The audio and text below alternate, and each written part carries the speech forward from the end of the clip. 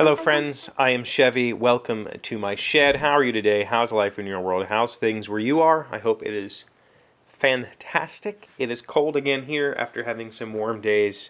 We're back to like the 30s, and it sucks. And I'm like, for some reason, extremely worn out from not doing much. I haven't done much this week. The shop is currently a bit of a mess just because I still have the open router, and I was taking pictures of things for my website for the headboard video, and I have the miter gauges down here. Like, I haven't actually spent any time down here at all, and that is because Em and I have done basically nothing but play Valheim for like 2 weeks. So I haven't spent any time. I hope to spend time down here this weekend, but it's Friday and it's the end of the work week. It was a long work week for me, and I don't really. It felt like it just drug on, and I don't really talk about my job a whole lot because I can't. I mean, I can, but I can't. For one, it's programming. Like, it's kind of ethereal, right? There's no. It's just out there, and the stuff that I work on is stuff that you can't really go see because you'd have to be in education. We provide services for education in state agencies. And the other thing is I'm a state employee, so there's things I literally can't talk about because as a state employee I'm not allowed to share. We do a lot of contract work or proposals and that sort of stuff, and I can't talk about any of that. So, but this week was particularly draining because I had multiple customers asking for some changes or even just information that would take me hours and hours and hours to research. And we're getting close to the end of a big transition for the software that I've been working on for the last year. And I'm trying to close that project out so that I can free up that headspace and just move forward with whatever is next. And I'm really struggling. I'm really, really, really struggling with it. And, basically what ended up happening was we had a guy, and that guy worked for us for over 20 years, and he wrote this ticketing system. It's a ticketing system. That's what it's supposed to be. It's a ticketing system. He wrote it. He took what was at one time an open source project that's been abandoned for 15 years at least.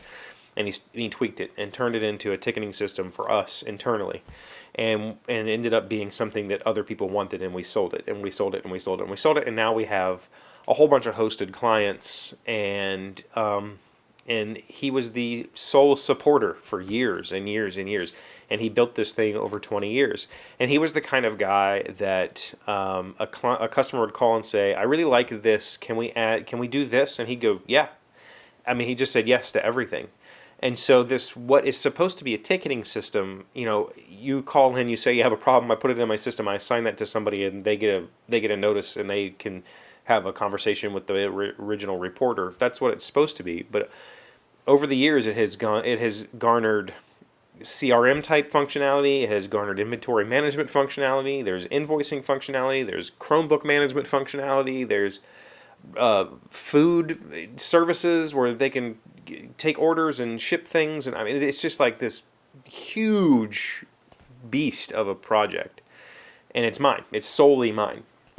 He retired in the last summer, and we've been having him on contract since then for just about 10 hours a week, so about 30 to 40 hours a month is all I get of his time, and it's been slowly trying to unpackage this beast because it's just so gigantic. But what really started to happen was 2 years ago, we started transitioning to a newer version of the client, which is more secure and more up to date. But it's just such a gargantuan project that the amount of technical debt is overwhelming. It's very overwhelming, and I'm the only person. Like, I have a teammate; he could help me on it, but he has his own projects that are gigantic for him. They take up a huge portion of his time. So I can't really just say, hey, jump in and figure this out, because the code base for this project is not built in any way, shape, or form that is very easy to navigate. It is obfuscation just through clutter. It's just clutter after clutter after clutter. And so we're nearing the end. We're nearing the end of this huge transition to the newest version. And once that happens, once that's all complete, he's no longer on contract. It's just me. And I've been told that I basically have him through the end of this month, and that's it. And I have to get everything done by the end of the month. And I've been trying to like push that all forward. I still have about 6 or 7 clients using the old version of the code because there's portions that they use that hasn't been updated yet. And we've been trying to update and pull these clients over whenever I can.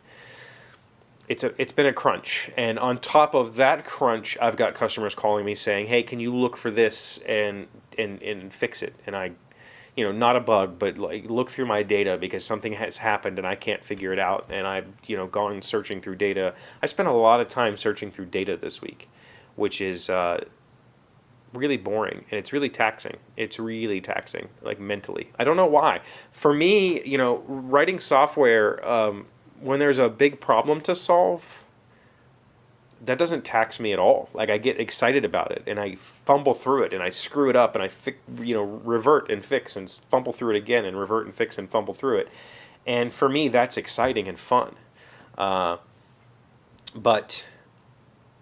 just combing through data, which is a very simple process, and it's tiring. It's so boring. It's tiring. It makes me feel exhausted at the end of the day. So it's been a really weird week for me because I want to push. I want to push hard because I got 3 weeks of this guy's time left and that's it. I don't have him anymore. And then I'm on my own trying to figure this whole mess out. And I don't know if we're going to make it. I hope I can. I hope we can finish.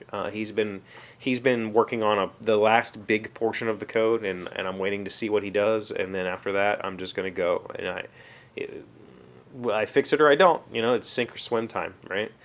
So I've been really overwhelmed this week, but hopefully it all works out. I mean, I'd like to say that it usually does, right? I'd like to say that in my life I have constantly been overwhelmed and then pulled through to generate some sort of success, and I hope that's what happens here. So that's where I'm at this weekend. That's where my headspace is at. Oh, other good news. I had a good conversation with Em yesterday about the book that I wrote. I hate it. I'm not going to completely trash it, but for the most part, it's going to get completely rewritten. And we talked out the last big hurdle that I was facing, which was this motivation of my main character. And I think we got it figured out. And now I'm ready to start writing. So I'm going to do a little tiny bit of an outline this time. Basically just like, here's a sentence about each chapter, and then I'm just going to go write chapters. So I'm excited about that. I'm actually really excited about that. I'll let you know more as that as that project progresses. So thank you for being here as always. Thank you for liking, commenting, subscribing, being amazing friends and wonderful people. I really appreciate you. And I'll see you again tomorrow. Today's word you should know to sound smart is equivocate. It is a verb meaning to change one's mind or be unable to stick with a decision or resolution. To vacillate in one's opinion or position. The candidate seemed to equivocate on the energy crisis with each speech he made. Equivocate. E-Q-U-I-V-O-C-A-T-E. Politicians always equivocate, right? They just, whatever crowd they're speaking to, that's what they believe.